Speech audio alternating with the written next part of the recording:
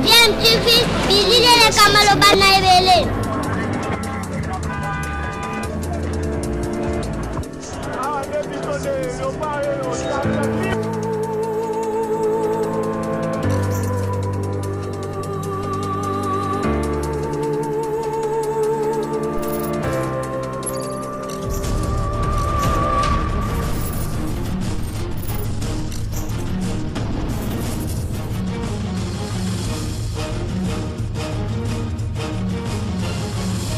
Bien, tu fais toujours un enfant.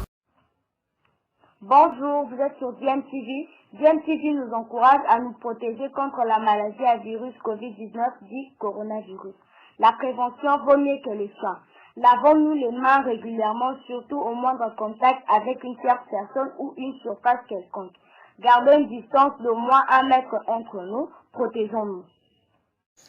Bonjour, vous êtes sur DMTV. Nous sommes heureux de vous retrouver ce jour afin d'échanger avec vous sur un sujet d'actualité. Vous le savez, l'actualité est toujours dominée par cette maladie à coronavirus qui continue sa propagation en République démocratique du Congo. Nous sommes presque à 500 cas confirmés et donc il est plus qu'important de continuer à observer des mesures barrières afin de couper la chaîne de propagation de cette maladie dont le traitement le plus efficace reste la prévention. L'actualité, c'est aussi cette affaire de détournement des deniers publics, notamment des fonds alloués au programme de 100 jours du chef de l'État. Vous le savez, son directeur de cabinet, Vital Kamerhe, continue à croupir en prison à Makala et son procès devrait avoir lieu début mai, plus précisément autour du 11 mai, d'après des informations reçues. Et donc, le procureur près la cour d'appel de Kinshasa à Matete, le procureur Kisula, a certainement clôturé avec son instruction dans le cadre de ce dossier et renvoyé le dossier en fait au tribunal de grande instance de Kinshasa à Gombe.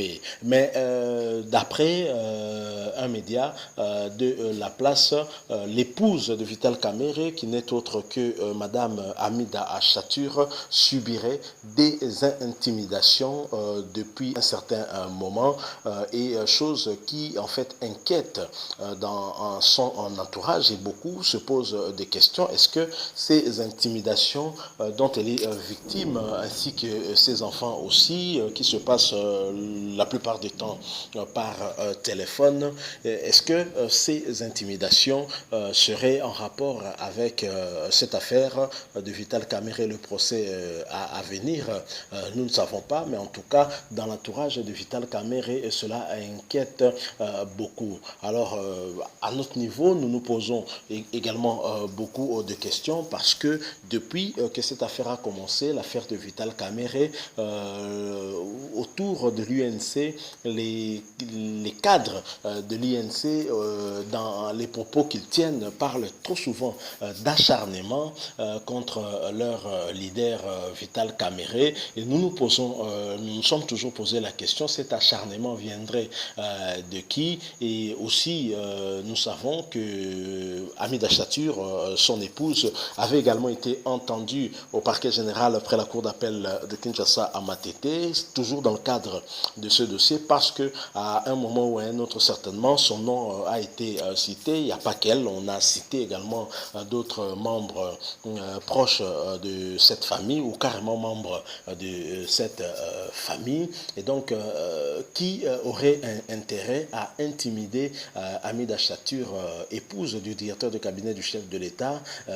Pour quelle raison, pour quel motif?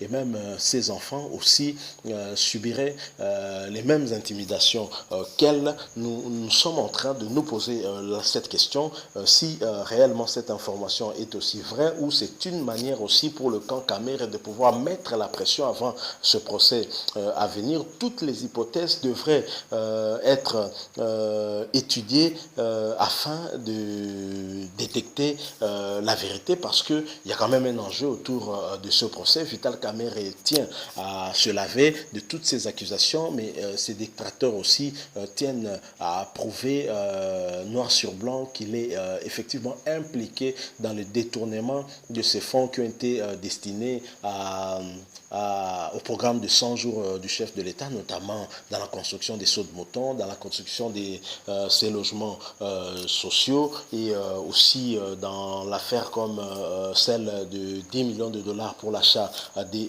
médicaments. Et donc, peut-être que c'est aussi une manière pour l'UNC de pouvoir mettre la pression par rapport au camp adverse avant ce procès, parce que ce n'est quand même pas par hasard que ceci arrive en ce moment. Et si c'est vrai que Mme Hamida Achatur subit des intimidations, elle devrait, à mon sens en tout cas, porter plainte, ne serait-ce que contre inconnus, parce que si ces gens-là l'appellent au téléphone comme c'est indiqué sur cet article de ce média, c'est qu'elle a au moins des éléments pouvant lui permettre de porter plainte, et nous espérons qu'elle a pensé également à porter plainte afin que la police ou la justice puisse enquêter là-dessus et trouver des informations liées à ces personnes qui l'en voudraient.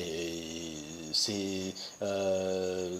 n'est pas normal que ceci arrive lorsque le procureur Kisula a déjà clôturé son instruction sur ce dossier, a renvoyé le dossier au tribunal de grande instance de Kinshasa-Gombe qui fixe aussi l'affaire pour la première quinzaine du mois de mai. Donc voilà un peu ce qui se passe ici, l'actualité en rapport avec ce dossier au niveau de l'UNC, que des plaintes par rapport à leur leader. On parle d'un dossier vide au niveau de la justice. Est-ce que c'est le cas du côté du ministère public? Le ministère public n'a effectivement rien trouvé. Wait and see, nous verrons bien. Et le procès, nous l'espérons, sera diffusé en direct sur la RTNC pour permettre à toute la population de pouvoir suivre, car quand même, quand on parle détournement, c'est de l'argent du peuple congolais, donc du contribuable. Il est donc normal que ces derniers puissent suivre l'évolution de ce procès afin de connaître aussi les responsabilités et les sanctions qui pourraient découler de ce procès. Mais le plus important, en tout cas, serait que l'argent du contribuable congolais puisse revenir à la caisse. Cette habitude d'organiser soit des procès, des enquêtes interminables et ne pas recouvrer l'argent, ce n'est pas intéressant, car ce qui est important pour le peuple, c'est que son argent puisse retourner à la caisse et servir à d'autres fins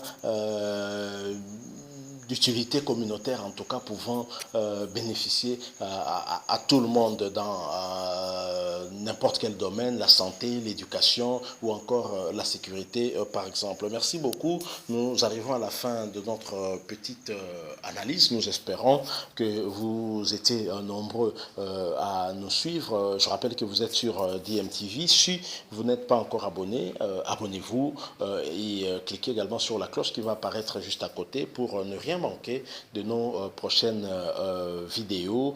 Aussi, si vous avez aimé, laissez-nous un j'aime ou un like. Je rappelle encore une fois que nous sommes toujours en pleine période de crise sanitaire liée à cette pandémie à virus Covid-19, et donc c'est important pour nous de continuer à rappeler des mesures barrières que nous devons continuer à observer afin d'empêcher la propagation de cette maladie. Continuez à porter les masques lorsque vous êtes en public. Vous lavez-vous les mains régulièrement avec du savon. Désinfectez votre milieu d'habitation, les surfaces surtout. Aussi, dans la mesure du possible, respectez la distanciation sociale d'au moins 1 mètre entre vous, surtout lorsque vous vous déplacez et que vous êtes à l'extérieur. Merci beaucoup, avec espoir de vous retrouver très très bientôt. DMTV vous dit au revoir. Par rapport à toujours vivre le DMTV, Bilile Kamalo Banaibele.